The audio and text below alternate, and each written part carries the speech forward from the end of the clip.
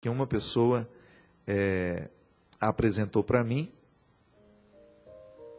Aqui. Eu publiquei o seguinte: sabemos que amamos quando somos capazes de mudar posturas por aqueles que dizemos amar. Vamos repetir. Sabemos que amamos quando somos capazes de mudar posturas por aqueles que amamos.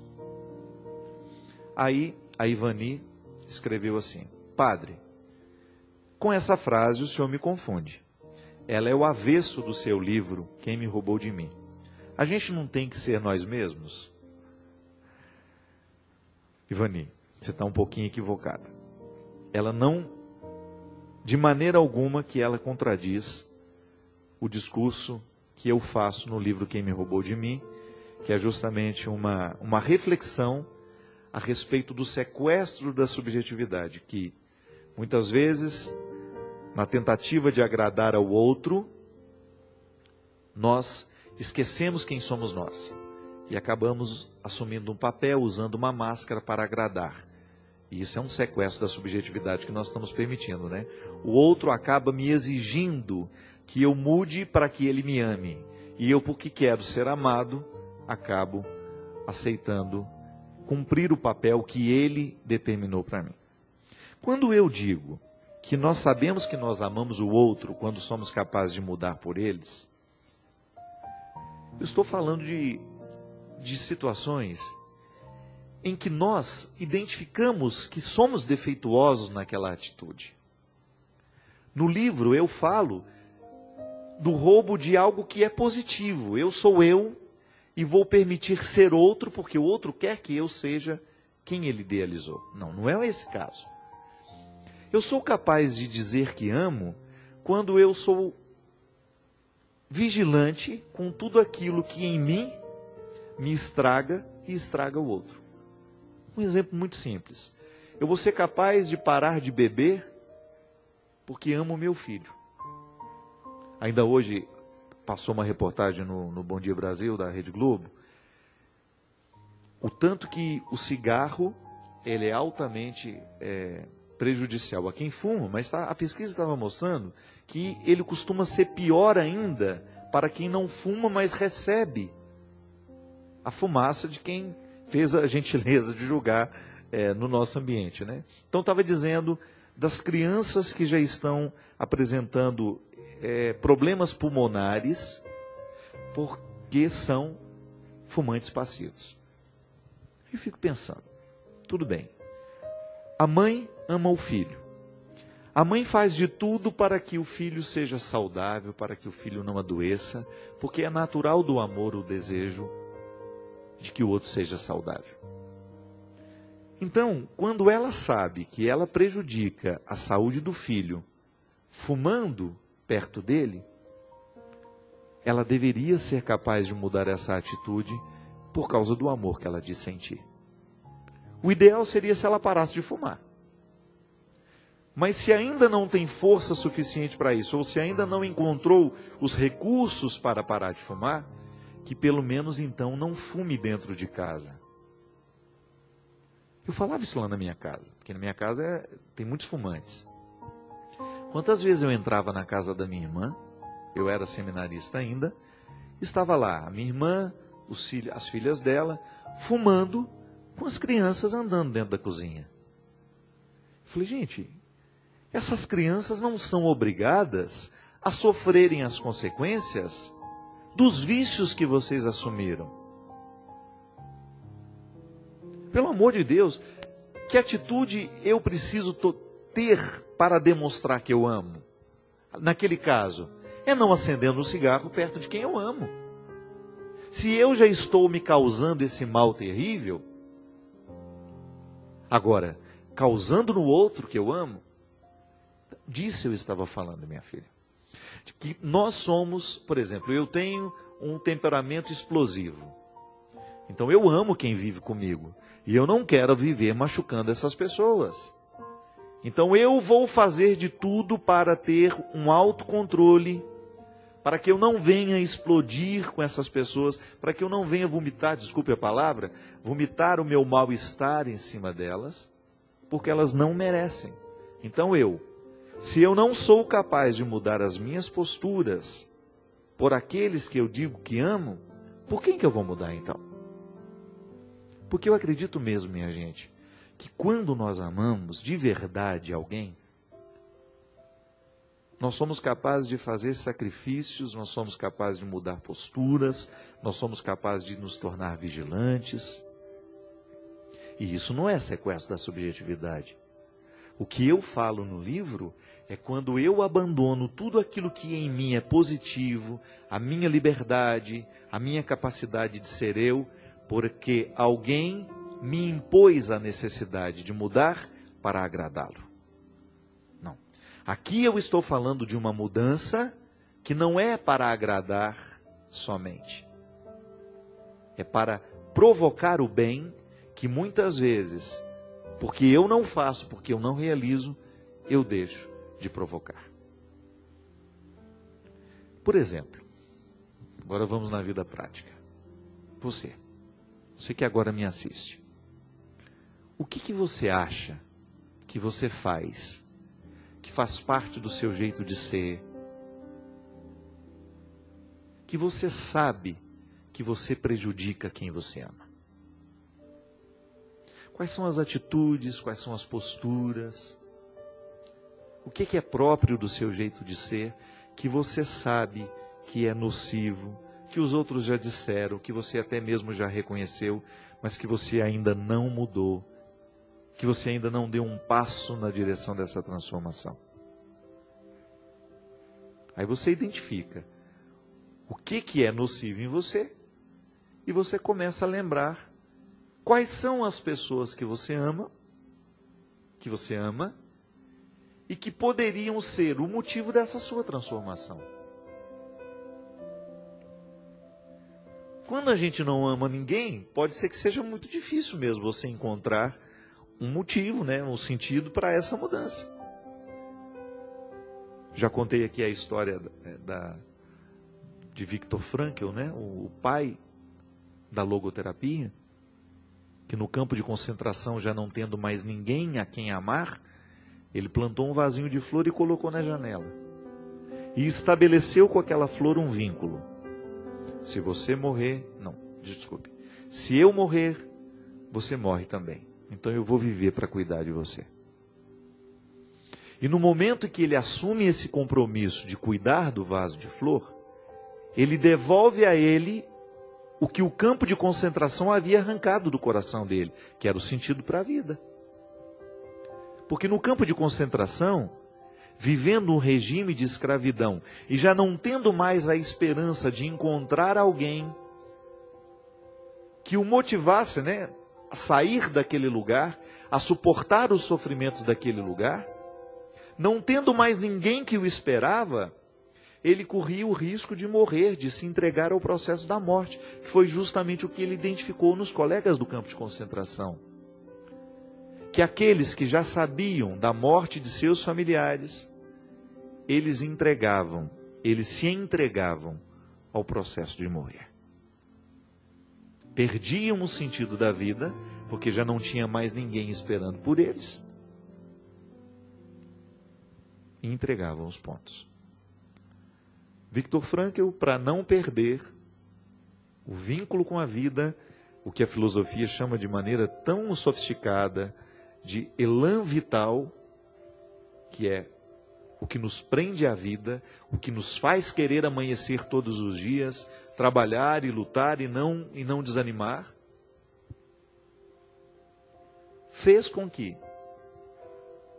aquele homem pudesse encontrar, então, ali naquele vasinho de flor, esse elan vital que o campo de concentração estava matando dentro dele.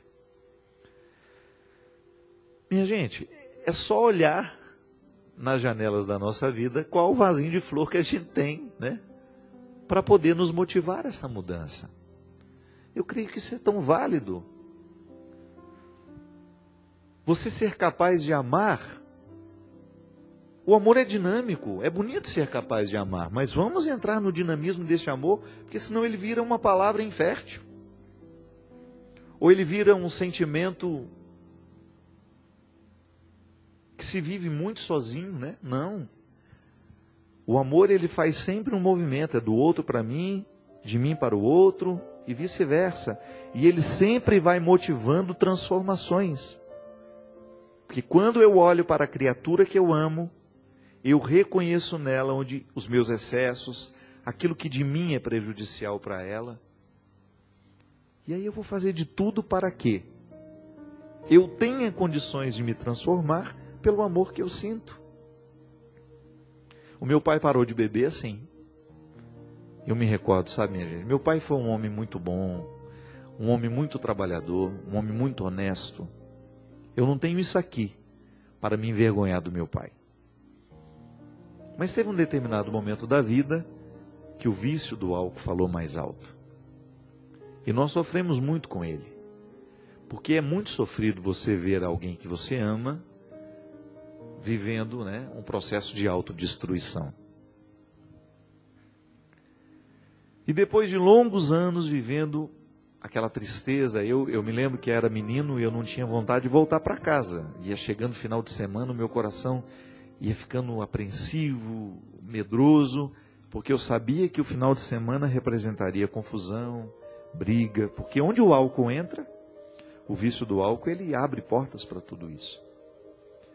Então eu me lembro que depois de um fato muito triste que nós vivemos, causado pela bebida dele, ele estava sentado desolado no sofá lá da nossa sala, sozinho. Era um fim de tarde, ele não estava bêbado, ele não estava alcoolizado. E eu tinha muito medo do meu pai, sabe? Eu amava o meu pai, mas eu tinha muito medo dele, porque ele era um homem... Ele era muito silencioso, então eu tinha medo de incomodar. Ele era um homem muito calado, eu tinha medo de ser excessivo com ele. Então eu, muito medroso, me aproximei, sentei perto dele, e eu me recordo ainda do tremor das minhas pernas e das minhas mãos, fazendo uma pergunta para ele. Eu perguntei assim: pai, o senhor me ama? Ele me olhou assim, meio assustado, e disse: claro que eu te amo, meu filho. Eu falei: se eu pedir uma coisa para o senhor faria por mim? Aí ele ficou silêncio, baixou a cabeça e falou: o que você gostaria de me pedir? Aí eu disse assim: eu gostaria de pedir que o senhor nunca mais bebesse. Porque a gente sofre muito com o álcool do senhor. A gente sofre muito com o vício do senhor. Eu pensei que eu ia morrer depois de ter conseguido falar isso para o meu pai. Imagina que eu era um menino de 7, 8 anos, dizendo isso ao homem que me trouxe ao mundo, né? As autoridades totalmente invertidas ali naquele momento. E ele não me disse nem que sim, nem que não. Ele me abraçou e me lembro do choro que o meu pai chorou naquele dia. Um choro muito sentido. Eu chorei com ele, saí da sala, e a partir daquele dia, o meu pai iniciou um processo de busca, de ajuda. Eu me lembro que ele ingressou no AA. Eu admiro muito a iniciativa dos AAs, desse grupo de apoio, né? Que é oferecido àquele que deseja sair do vício. E graças a Deus o meu pai superou tudo aquilo. Nós tivemos a oportunidade de vê-lo vitorioso, vencendo os limites do álcool e retornando ao homem que ele sempre foi e que o álcool estava matando. E aquilo para mim serviu como uma lição, minha gente, porque eu acho que a minha palavra naquele momento foi fundamental para que o meu pai se fortalecesse para ter coragem de dar um passo na direção que ele precisava viver. O amor que ele sentia por mim. Eu não tenho dúvida de que meu pai me amava. Ele manifestava isso nas pequenas coisas. E por causa do amor que ele sentia, ele foi capaz de ouvir o meu pedido. Agora, gente, distanciando-me do que eu vi acontecer na minha casa, do que eu vejo ainda acontecer nos dias de hoje lá, eu identifico que quando nós estamos cegos para aqueles que nós amamos, a gente deixa de fazer as transformações que nós precisamos viver. Impressionante o quanto que a criatura amada beneficia aquele que a ama. Porque é na criatura amada que eu identifico o que eu preciso fazer para ser melhor. Isso é o amor, é esse movimento que nos oferece um espelho para que a gente tenha condições de olhar e identificar o que eu preciso fazer para ser melhor. Por quem eu amo, por causa dos que eu digo que amo. É o retorno do amor, é o benefício do amor. É o outro me dando caminhos para eu trilhar e ser melhor. Então não tenha medo. Não tenha medo de olhar na janela da sua vida e descobrir o sentido de tudo isso. Por quem você precisa mudar? Por quem vale a pena mudar? Renovar o sentido da vida carece olhar as pessoas que estão ao nosso redor e a partir delas e por elas, a gente tomar decisões que possam favorecer o nosso crescimento, que depois vai beneficiá-las. Toda vez que eu encontro um filho drogado, um filho perdido nas drogas, e eu olho para o sofrimento da mãe, ali eu vejo quem é que pode curar. Quem pode curar quem nessa história? É o amor que um sente pelo outro. É o filho olhar para a mãe e perceber o quanto que ela sofre pelo processo de autodestruição que ele está vivendo.